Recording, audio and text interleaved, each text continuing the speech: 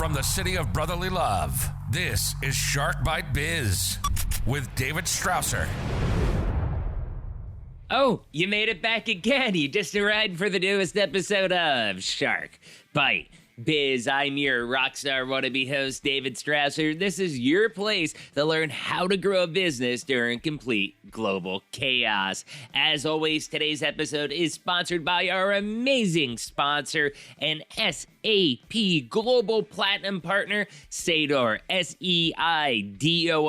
If your business is ready to move off of QuickBooks, like today's guest, and take that next step up, really just start to automate all those business processes, please go to Seidor.com and let's get you on the system of the future. Now let's get back to today's episode.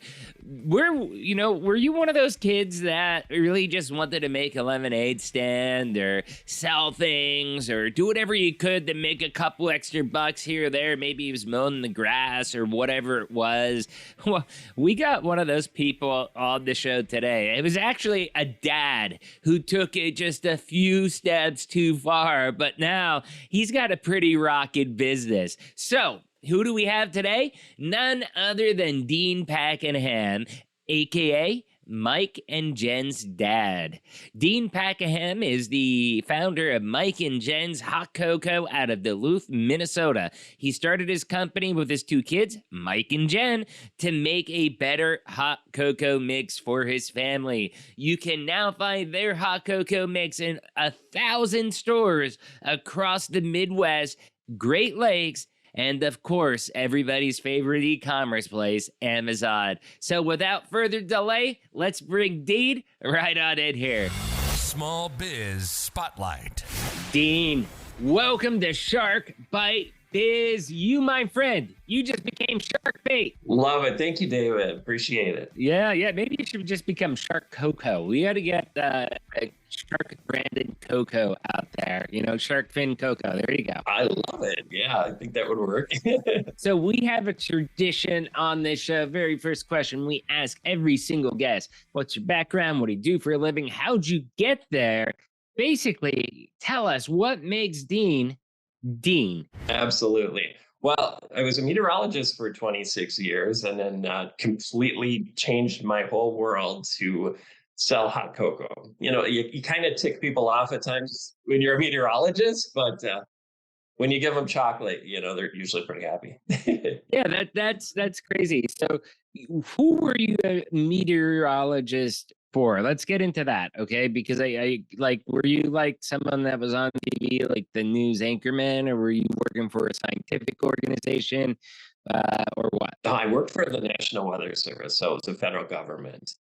And so 26 years of rotating shift, midnights, evenings, and days, holidays, weekends, and pretty crazy. But then I fell in love with this. Yeah. So let's talk about what this is.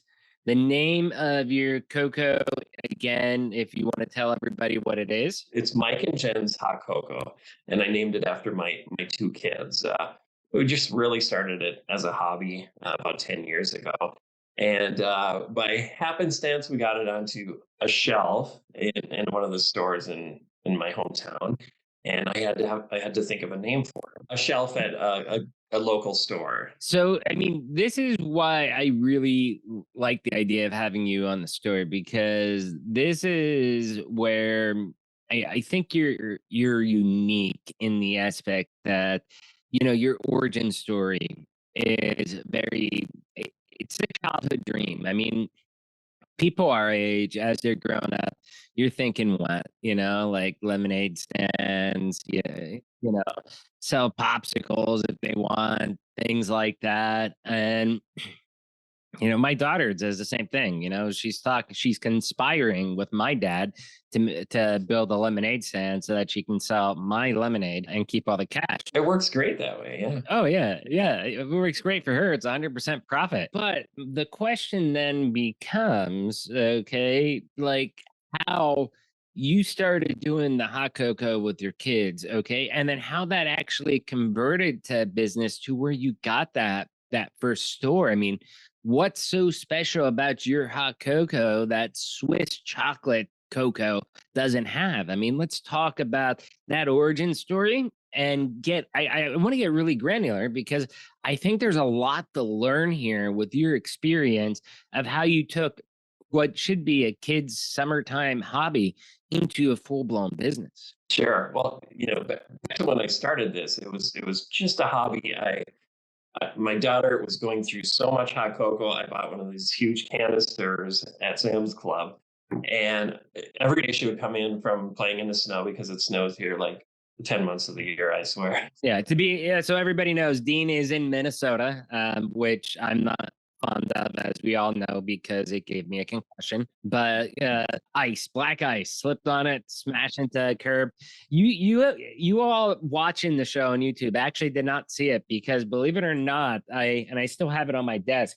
I stole my wife's makeup and I put it on to cover the black and blue eye, and it worked pretty good. Yeah, that's pretty handy to have around then for sure.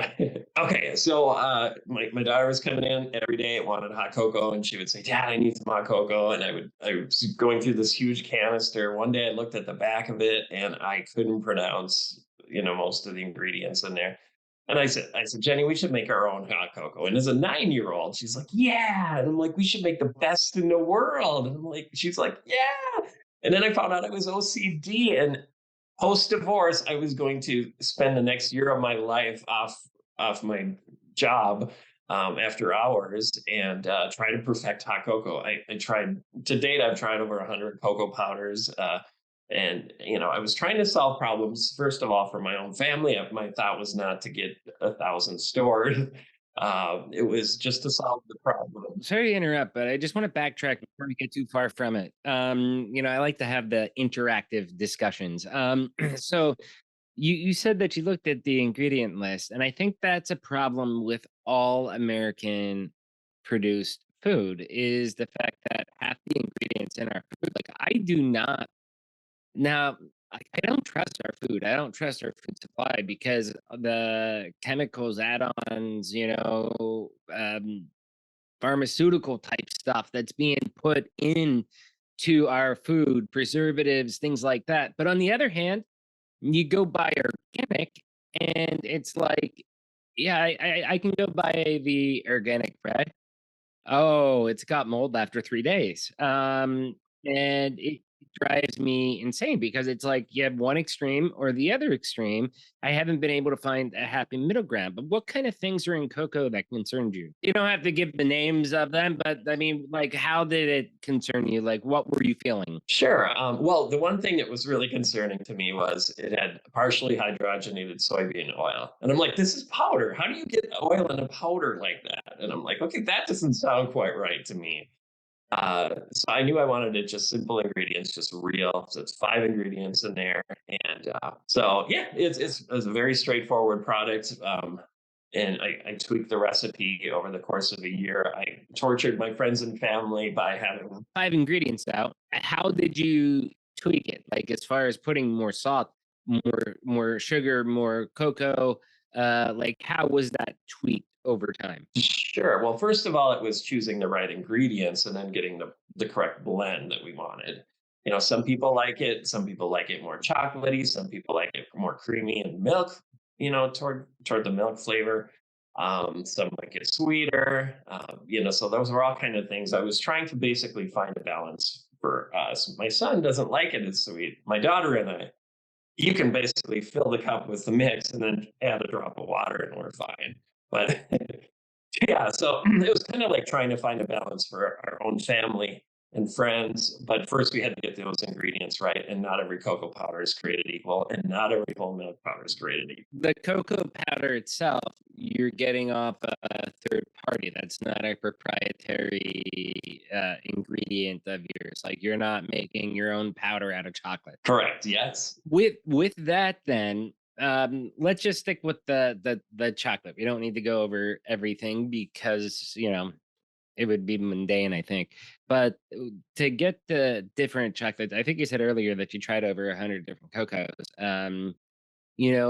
What were you looking if you're adding your own sugar, your own salt, stuff like that, what were you looking for exactly in the cocoa powder itself, which is probably the most important ingredient outside of, sugar, I'd say. So the whole milk powder, because there really isn't any other on the market that have the whole milk powder, which it.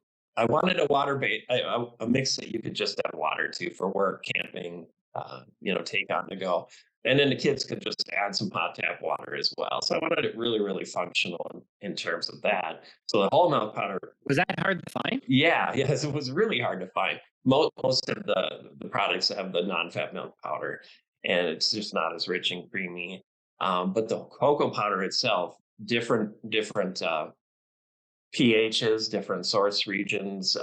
So many of them tasted almost earthy, and kind of dark. Is that good? Because I know that's good for coffee, like, I like when my coffee tastes like that. Yeah, well, that's the huge debate. Is some people like dark chocolate, some people like milk chocolate. So my whole thing was I liked a milder chocolate, and so it's a more milk combined with the whole milk powder. It's much more milk chocolate type flavor. So yeah, it's more in line of a more of a milk chocolate kind of flavor. You go out, you get the powder. And I mean, were you looking at texture, all that stuff? Was that of any importance to you, or was it just more functionality? Like, are you looking at the aesthetics of things like cocoa powder? Like, literally, I want to find out how important was that for you? Well, the cocoa powder was so important that our original one we had to import from Italy. It was a company that had. But I mean, the aesthetics as far as how the powder looked. Yeah, well, most of the powders look the same, just different colors and such. So ours is more of a red powder. There's brown and there's blacks and everything in between. But in terms of how it looked, generally they were pretty close. Now, sometimes they're a little more coarse, but the big thing was that it would blend well, that it would. Yeah, because that was going to be my next question. For example, sometimes I've seen powders where it's more coarse. I think like table salt. Like it's kind of like you can grab a handful of that, maybe a little bit more finer than table salt, but that's a rough example. Where there's other ones that I've seen where it's more fluffy, like it's like a fluffy powder. Where does your cocoa kind of sit on that scale? And did that matter to you, or was it more just around getting the right taste? Yeah, so all the cocoa powders that we had tried were pretty much a powder form. They were more along the lines of More like that fluffy powder type stuff. Yeah. yeah, like a powdered sugar. So it was just finding the right one. Okay. Okay. That's great. Once you found the right one, okay. And again, you said it took you about a year. Right. So during that time, did your daughter lose interest, or was she still engaged at that point? She was still engaged up until maybe about the time she became a teenager, I guess. They still up until COVID, they still did shows with me. They actually loved that part of it. But then now my son went to college and my daughter went to college, and so they just didn't have as much time to do the shows. And then COVID happened, but well, before that, we did about 20,000 live samples, and the kids were at most of those shows. That's great. No, it truly is amazing. So your key thing is too that you were trying to make it with water. So when you make your cocoa, I assume that you use your own brand. Hopefully. If not, I'll have some red flags going up. So when you make it, okay, you had mentioned that you wanted it for water because you're thinking people hiking or at a campground, stuff like that. So that way, even hot tap water could work if they wanted. Can you make it with milk? Do you make yours with milk? Do you do it with water?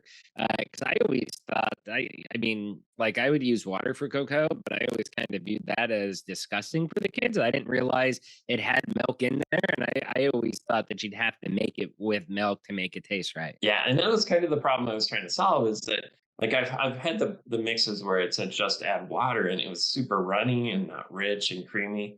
And I kind of remembered back my grandma actually had this huge Tupperware container where she actually made her own hot cocoa mix. And so kind of when I was developing this with the kids, like it brought me back to when I was a kid, and she always had this container where she mixed the Hershey's cocoa powder and the milk and the sugar and stuff.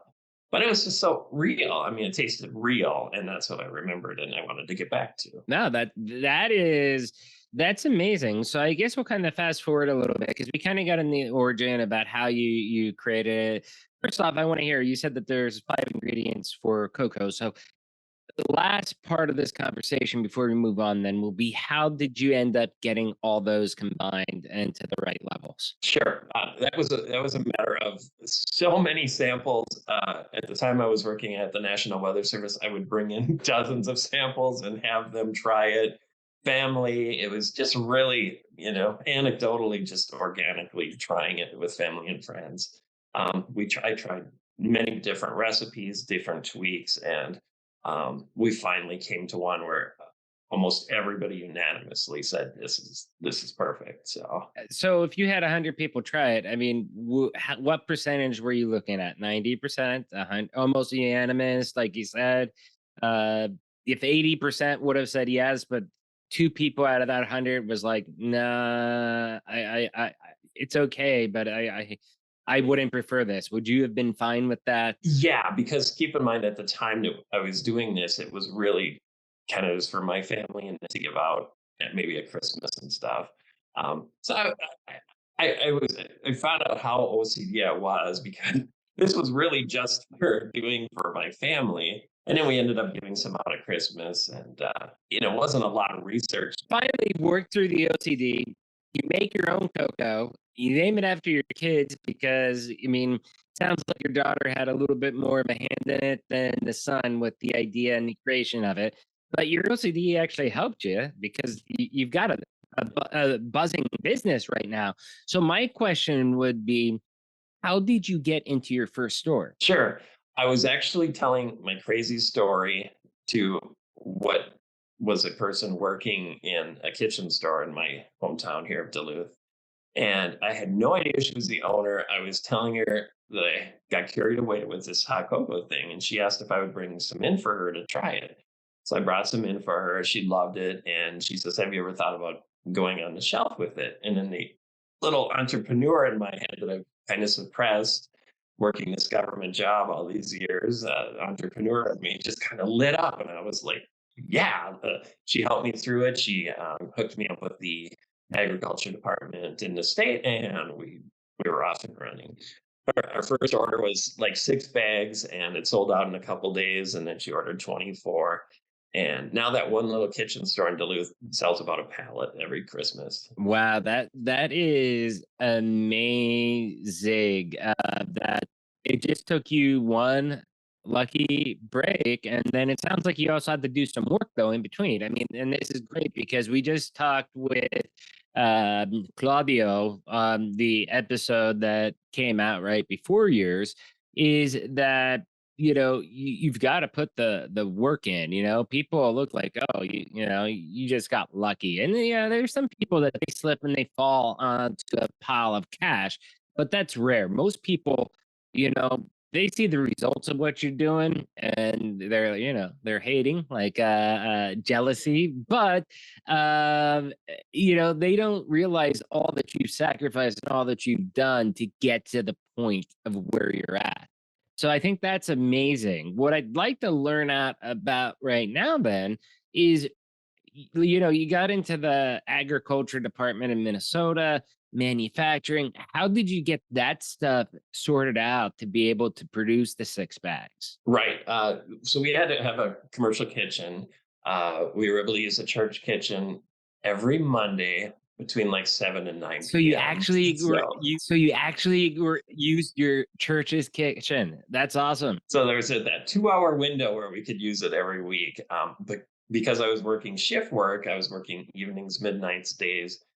So it was really hard to get in during that specific time. So I had to kind of time everything to be able to produce during that time for what we would need for the week. Right, right, right. So Now, is it still being done in the church kitchen? Because you've grown to over 1,000 stores now, right? Right. So after that, it was getting to be a little much for me. I was working my full-time job. I was doing this after hours, and I could not find another commercial kitchen space that I needed more time for. I needed more hours.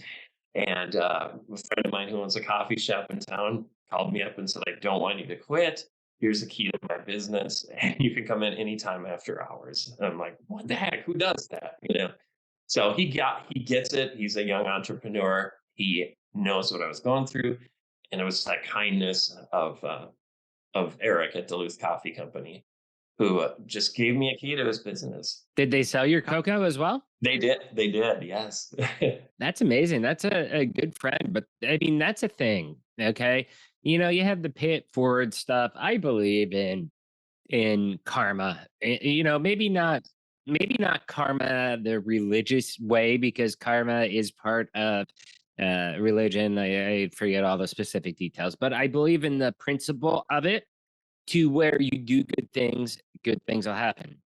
You do bad things, good things can happen, but eventually you're going to get caught, and you're going to be in a crap load of trouble. And usually the way that I find that you live life is by doing, good upon others, and with yourself, that it's going to come full circle. And when you're down on your luck, just so happens someone's going to hit you up and be like, hey, I got an opportunity for you. And it comes in just at the right moment. I mean, I've had that happen so many times in my life. And right. And I chalk it up. Well, that's the karma for me. That's for doing something good. Finally came back. So, I mean, I don't know. I just use that as a guiding principle for life in of itself. So now, um, well, let's ask you this. So you ended up quitting from the National Weather Service, okay, and going over to your cocoa company full time. How nervous were you to do that? Well, I like safety. I like knowing I've got this 27, almost 27-year career. Um, I brought my best friend Amanda on, who likes spreadsheets. I hate spreadsheets. And so once I found that perfect combination of who to work with, and we've been best friends 20 years, we've never had a fight. We talk all the time and never once had a fight. I don't think there's one person in my life that I have never argued or disagreed with, and had. I mean, even if they're a best friend, there's got to be something that we would eventually argue about. I know it's really weird. We are complete opposites in the Myers-Briggs spectrum. We're both in different corners, so we never compete in the same territory. I don't want to have anything to do with her financial stuff and spreadsheets, and she really doesn't want to have anything to do with the marketing of and the yeah. So we don't really compete in each other's territory, and that's super important for us. I mean, finding the right business partner and quitting them, was it because you found the right business partner that you quit? I mean, how much volume did you have in terms of sales? Did you know that, like, okay, where we're at right now, if we even have just a little bit more growth, I should be able to make enough to where I'm able to live off this? Or, like, did you have to live off savings for a period of time, or what? So Amanda and I, along with being best friends, we were coworkers at the National Weather Service. So we both kind of wanted to break out of this rotating shift thing.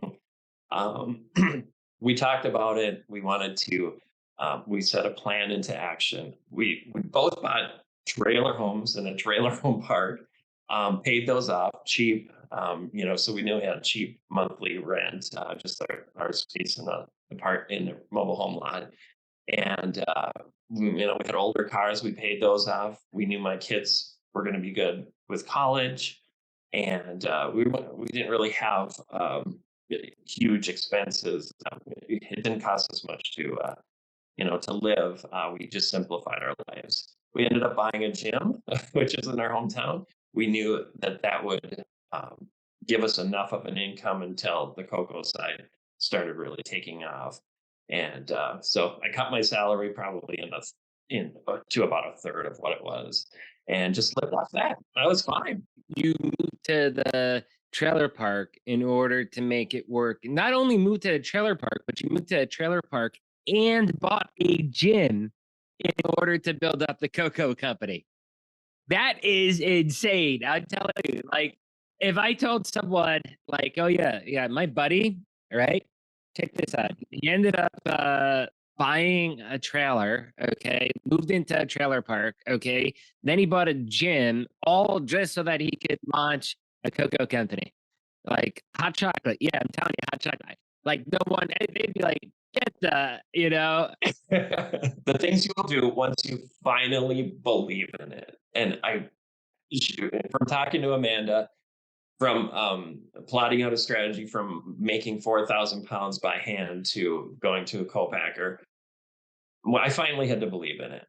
By going to all these shows and having people say there's no way you just added water to this mix and seeing their faces light up. And I was like, I finally believe in it. Before it was friends and family, they had to tell me they loved it. So hearing it from strangers is the warm and fuzzies. Yeah. Yeah. That's amazing. So it sounds like you just really needed to kind of believe in yourself. And once you got that, you went all in because of OCD. yeah, totally, 100%. Scary, still the scariest thing I've probably ever done. But I sat down with Amanda. She's a planner, so she laid out this entire plan to break out, as we called it. Personal question then. Are you still living in the trailer? No, no, I am in a one bedroom right now. Yeah, just a one bedroom apartment, and Because the kids are now in college, right? right. So, hey, you're still keeping it simple. I wish I could have kept it simple with my finances over the years instead of getting blown and blown and blown up. So let's go back to the gym. First off, do you still own the gym? Yes, we do. Yeah. What's the gym's name?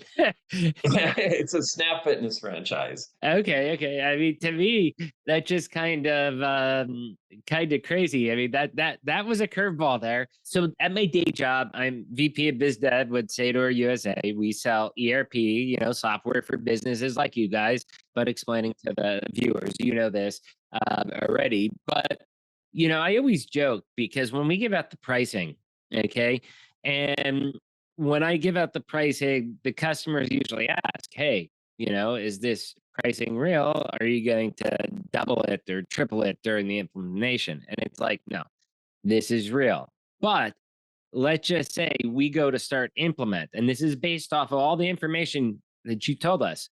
So if you forgot to tell us something, like for example, you own a strawberry farm, okay, and you're expecting us to implement that strawberry farm, then yes, there will be a change order because as of right now, I don't see you having a strawberry farm at all. And that's funny because I use that type of obscene example, and it's like you just check that box because it's like, okay, so yeah, the price going to be the same for your cocoa company. And then you're like, oh, what about the gym? I own a gym. It's like, what does gym have to do with cocoa? Is that how you burn the calories? When I bought the gym, I gained weight. And it was like, I thought once you buy a gym, you're instantly supposed to be ripped, but it did not work with me. You're not with a six pack.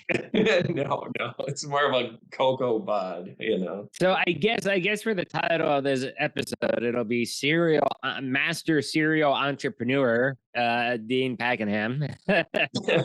So, is there anything that you'd like to tell us about the gym business itself? Anything that you learned over the years? Because you probably owned it, close to a decade, I'd assume, or 8-9 years? Yeah, we're going on, it's 6.5 right now. Yeah, so it was funny because Amanda and I were trying to think of a way, something to do, to move on from our careers at the Weather Service. And I happened to get this email that says, Snap Fitness franchise in your town is for sale. And I sent it to Amanda, almost kind of kidding. And I said, the gym I used to go to is actually for sale. And she goes, well, let's look into it. We looked into it. We looked at the numbers. It was a very strong gym. It was in an area that really nothing else could be ever built in that area. Very residential. And it was the more affluent area of town. And, we looked into the numbers, we dove into it, and we found out that it would make enough for us to live off of with our new simple life. That's amazing. So with that, how have you grown the gym business over the year? Is that just been like, do you consider that a side hustle, or do you consider that as one of your main sources of income? Right. Well, we just started taking, everybody thinks in the if you get into 1,000 stores, you're just making piles of money. But we've had to put everything, that's kind of how the gym has helped us. So we can make enough there to just put More everything revenue. back into doubling inventory for the cocoa, so that we can then be able to handle larger purchase orders and stuff. So it's really been just kind of a mechanism for providing enough for us. But have you focused on growing it at all? Have you had growth, or is it just something that's slow and steady? The gym has grown since we took it over, to about 1,000 members, and during COVID, of course, it went to zero for several months. Hopefully there was enough, grants and low interest loans and stuff that really helped us get through that. But yeah, it's just been a kind of a slow growing thing that's enabled us to pour more into the cocoa business. Yeah, yeah. That is an amazing, amazing story. Gym owner and cocoa entrepreneur. See, we fatten people up with the cocoa, and they need to find a gym then. And then you make it burn it off at the that's funny. That's funny. That is great though. So I guess Dean, hey, thank you so much for coming on, telling your story, because I know it's a personal story. I mean, you built a thing around your kids, commercialize it. Oh, and are you able to spill the news as far as your big store that you're going to be in now too? Yeah, Yeah, go absolutely. ahead, So share that news real quick. sure, this fall we'll be doing a 100 store test with Target, which was kind of my. Oh, we had two dreams, which was Costco and Target, and we'll both be in both of those come fall. Wow. So you'll be in both Costco and Target in the fall. Yep, this will be our third year with Costco. Costco, basically Upper Midwest right now, and And then if things go good, is that where they decide if they'll permanently stock you? Like, I noticed that you keep saying things in seasonalities, okay? Like, the fall, stuff like that. I understand that's the peak season, but people still drink cocoa during, you know, summer, right? Like summer evening, whatever. I mean, my kids do. Maybe we're just weird. it's just that it is such A a lot, dramatic shift from right. 80 probably It's percent not your in three busy season. months to right. We've tried to move the needle with with ads about camping, things like that, but it's super weird because the US is so cultured to think of hot cocoa as a Santa Claus kind of a thing.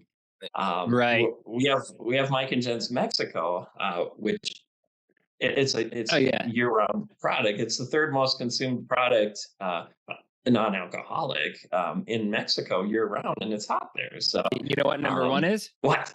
Yeah. You don't know? I have it listed somewhere, but is it bottled water? No, I believe it. Well, I mean, I would say not counting water, but I believe it's Coca-Cola. Mexico is one of the largest consumers of Coca-Cola in the world. In fact, Wow.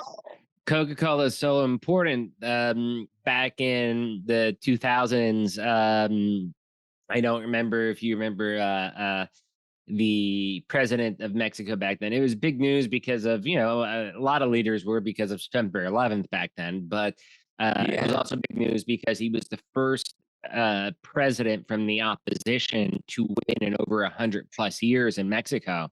And his name was Wow. Vicente Fox. Oh yeah. He actually, if I remember correctly, he was the previous CEO of Coca-Cola Mexico, I believe. No kidding. Yeah. So, Wow. anyways, where can people find you guys online? Where can they find out more? I guess promote your gym too. Might as well throw their name out there.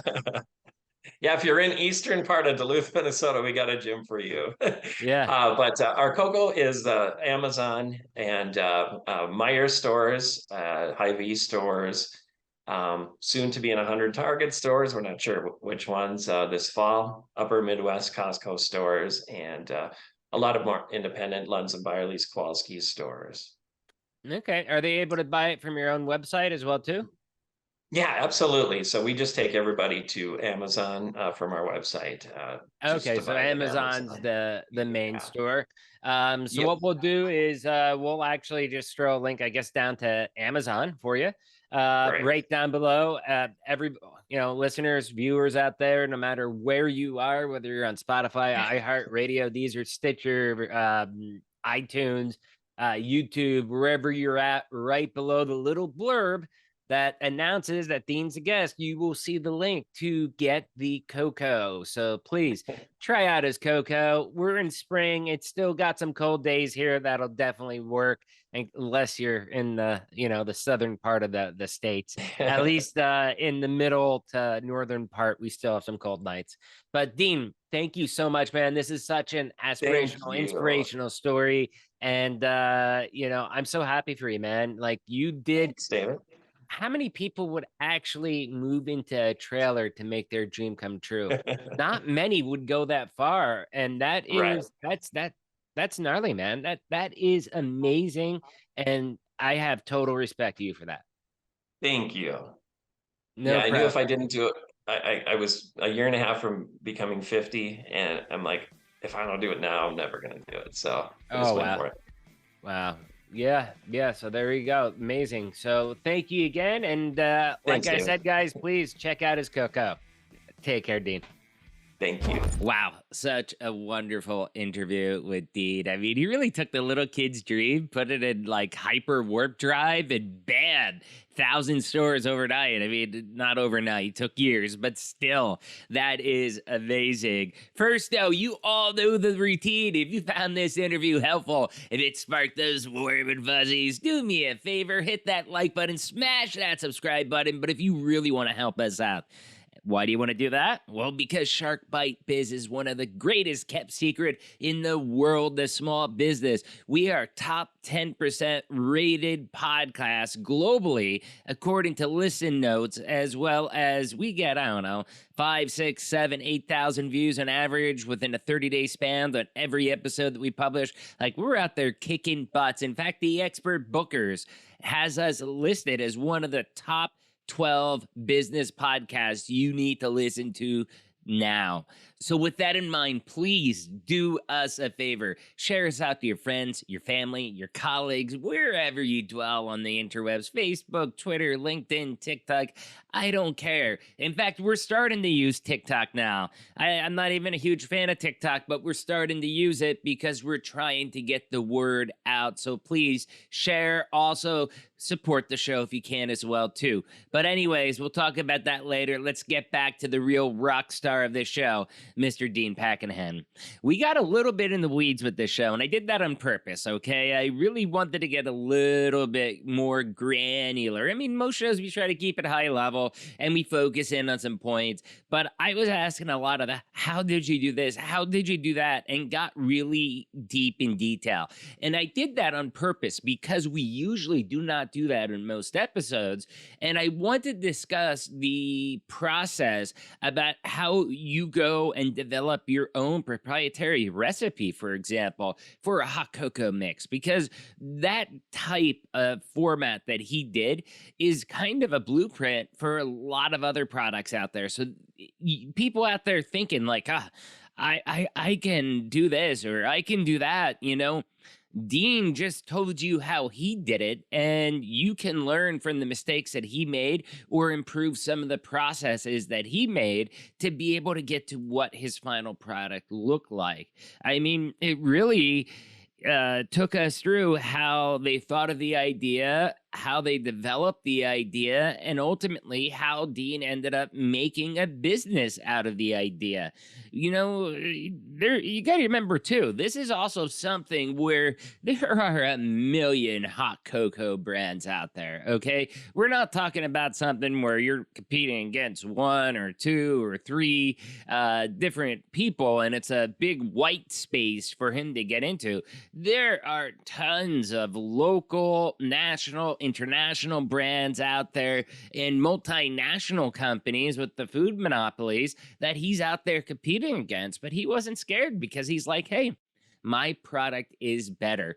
Like he was saying, I was thinking about people that were just going out there camping, that just, they have the fire going, it's at night, and all they want to do is heat up some hot water, throw them some mix, and have some creamy hot cocoa. So I thought that was pretty gnarly myself. I also tested some of this. I did an official taste test, and I will tell you, it was fabulous. I loved it. I did it with water because that's what he said. Although I am going to try it once again with milk and see if there's a major difference for me or not. I'm typically someone that makes hot cocoa with milk, but we'll try both variants and see what it turns out. But with water, as they suggest, it was amazing. It was fabulous. And it's really cool because this is a story of passion and it's really inspirational. Okay, you're talking about the kids' lemonade stand, the hot cocoa, cutting grass, stuff like that, and it reminds me of some of our previous guests that we've had. I think Robert Clickenbeard, and there was somebody else that was on the show as well too. That I think somebody before Robert was on the show. Name's escaping me right now as I record this, but he came on and he's like, "Yeah, I turned 14. My dad said I got to start working, so I ended up cutting neighbors' lawns. 20 years later, I sold the business for $20 million. And it's like, wow, 14 to, 35 or 36 he was at the time, and he sold it for $20 million just from cutting lawns. That is incredible. And this is essentially what Dean is doing, even though it's more of a regional brand right now. I mean, dude's got this in 1,000+ stores. That is a major milestone. Just like the milestone that Shark Bite Biz is about to hit with our 200th episode coming out in a few more weeks. Anyways, awesome stuff, Dean. Thank you so much for that inspirational story. And as you can see, he has hooked me up with tons and tons of hot cocoa for our family. I know my kids are waiting to get into this, and I'm like, nope, you can't use it till we record the episode. You've got to wait a few weeks. But as soon as I stop recording, they're going to be right into this. They can't wait. I'm very grateful, Dean, that you sent this out to us. Thank you so much. And for all you out there listening that want to try his cocoa, we're going to have a link for you down below to be able to purchase it. You'll see it in the description below. Question of the day. Did you ever take an idea too far? Like Dean? If so, leave a comment on YouTube. You can also do it on Spotify. Remember, you can watch the show not just on YouTube. You can watch it on Spotify, okay? There's video on Spotify for Shark Bite Biz. But then you can listen to it anywhere. iTunes, iHeartRadio, Deezer, Stitcher, Audible, Amazon Music, Listen Notes. I mean, any podcast app out there should have Shark Bite Biz. If you have one and we're not listed, let me know and I will get us listed. Do you want to be on the show? Interviews at sharkbitebiz.com. Again, if you're watching on Spotify or you're watching on YouTube, join the channel for as little as $3 a month. In fact, I think there's even a $1 option on Spotify. You can become a Baby Shark member, support the show. Every dollar we get in, I don't keep it. I don't need the money. It goes right into producing this show, getting better equipment, getting more ads, spreading the word to bring these top quality guests each and every week. Lastly, one final shout out to today's sponsor, SAP Platinum Partner, Sador, okay? Again, if your business is running QuickBooks, if you're running an old version of Sage or an old version like Maz 90 or some kind of older software, and it's time to upgrade your business, give us a call. Give me a call. Reach out to me, David at sharkbitebiz.com, okay? Really easy. We'll hook you up, and if we're not the right fit, I'll definitely send you in the right direction. You all know this by now, but I'll say it once again. I'm David Strausser. This is Shark Bite Biz. We'll see you all next episode. Ciao. You just experienced Shark Bite Biz with David Strausser. Please like, comment, and subscribe to the show to help us spread the word about personal, professional, and business growth. Want to be on the show? Send an email to interviews@sharkbitebiz.com. A special shout out to our sponsor, SAP Platinum Partner, Sador. Get off QuickBooks and move your business to the next level. Reach out for more info. Thanks for listening and see you next time.